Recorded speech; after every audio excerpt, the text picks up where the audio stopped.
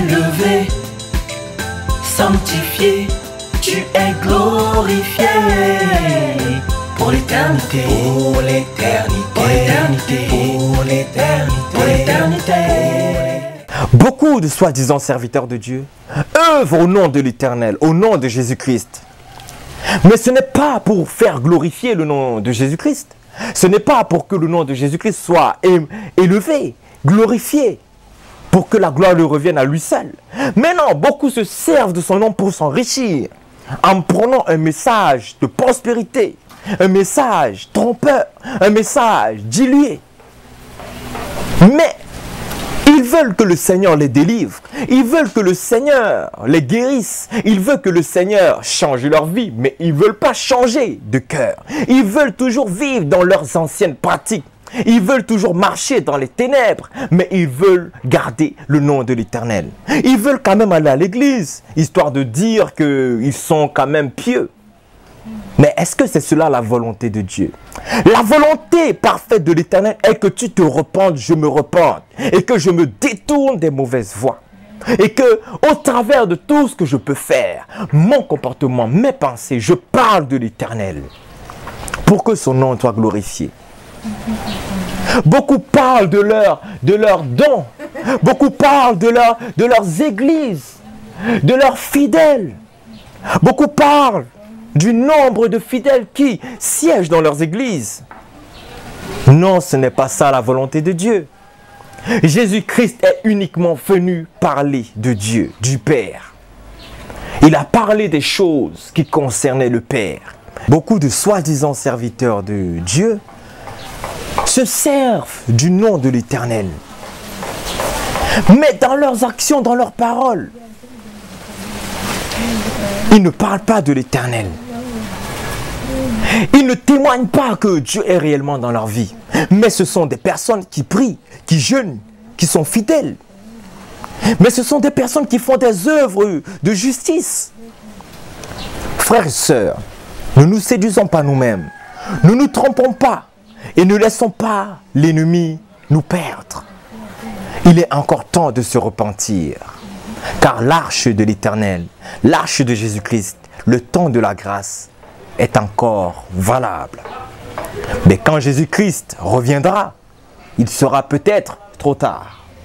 Donc c'est pour cela que l'Éternel te dit, me dit, repentons-nous et parlons uniquement de lui.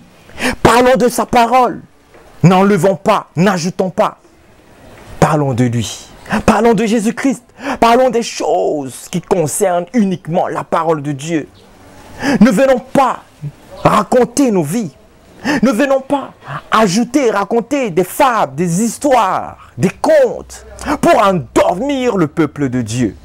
Donnons réellement la solution qui est Jésus-Christ et la solution qui est la parole de Dieu. Et tout ce qui concerne les révélations dans la parole de Dieu. Donnons ces révélations au peuple de Dieu afin que le nom de Jésus-Christ soit glorifié. Beaucoup portent le nom de l'Éternel, mais dans leurs actions, ils ne parlent pas de Dieu. Dans leurs ouvrages, ils ne parlent pas de Dieu. Mais ils veulent uniquement s'enrichir, devenir riches, devenir grands, avoir de grandes églises, avoir beaucoup de fidèles. Même les fidèles qui sont dans leurs églises sont perdus. Même les fidèles qui sont dans leurs églises sont appauvris, diminués, humiliés. Les enfants de Dieu qui sont dans ces églises, leur vrai besoin n'est pas vraiment assouvi. Leur vrai besoin, leur vrai désir de connaissance de Dieu n'est pas vraiment assouvi parce que ces hommes leur donnent des messages pollués, des messages souillés, qui les souillent au lieu que ça les lave, ça les purifie, ça les libère, ça les délivre. Des messages de prospérité pour les endormir. À force de regarder aux choses périssables, aux choses de la terre, ils perdent le sens, ils perdent l'objectif, ils perdent la direction. Ils perdent leur vocation céleste en laquelle nous sommes tous appelés. Nous devons fixer nos regards vers le Seigneur Tout-Puissant. Nous devons fixer nos regards à la croix de Jésus-Christ, au trône de sa sainteté. Oui, nous devons regarder à Jésus-Christ.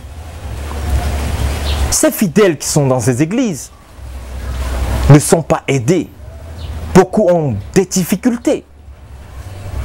Mais ils sont délaissés par les soi-disant pasteurs.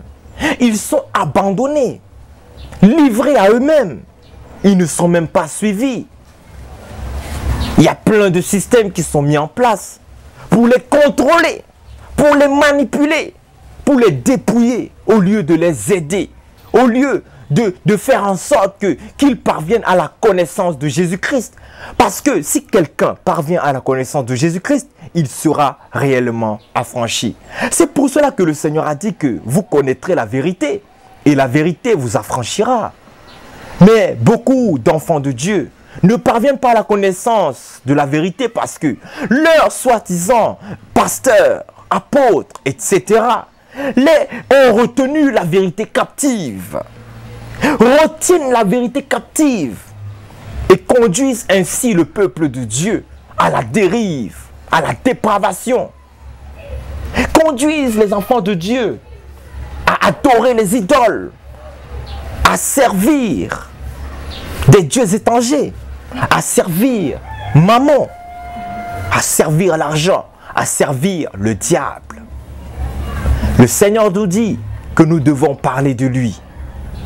Quand nous évangélisons, quand nous parlons, quand nous témoignons, quand nous enseignons, nous devons revenir au message de la parole. Et nous devons nous changer, nous détourner et garder et revenir et garder la parole de Dieu. Frères et sœurs, c'était un encouragement pour nous.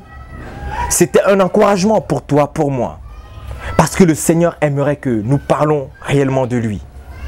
Parce que si nous parlons réellement de lui, il ne pourra qu'accomplir sa parole. Parce qu'il est juste et fidèle pour accomplir sa parole. Sa parole libérera celui à qui elle est adressée, éclairera celui à qui elle est adressée. Mais nous ne faisons pas la part des choses. Et nous nous laissons séduire, manipuler, tromper, détourner, aveugler. C'est ainsi que nous perdons l'objectif central qui est Jésus-Christ, Jésus-Christ, Jésus-Christ seul. Soyez bénis, que le Seigneur vous fortifie, qu'il vous ouvre l'entendement pour que vous puissiez revenir à lui. Si vous êtes sur la mauvaise voie, repentons-nous et revenons à Jésus-Christ. Que le Seigneur vous garde dans son grand nom, au nom de Jésus-Christ. Amen. Élevé, sanctifié, tu es glorifié pour l'éternité, pour l'éternité, pour l'éternité, pour l'éternité.